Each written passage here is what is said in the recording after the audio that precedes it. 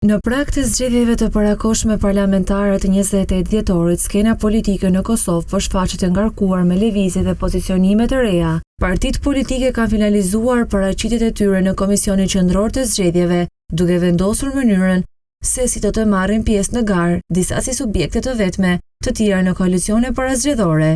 Lëvizja vetëvendosje ka vendosur të garojë në një koalicion me disa parti të tjera, duke formuar një listë të përbashkët kandidatësh. Ky koalicion është një hap i ri krahasuar me zgjedhjet e mëparshme, kur kandidatët e partive partnere garonin në listën kryesore të vetëvendosjes. Tani koalicioni përfshin disa parti të ndryshme, duke shfaqur një strategji të përbashkët për zgjedhjet e ardhshme.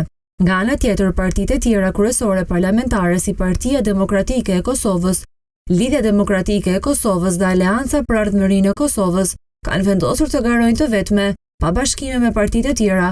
Po ashtu një parti tjetër që në zgjedhjet e fundit ishte pjesë e një koalicioni tashmë do të hyjë në garë si subjekt i vetëm.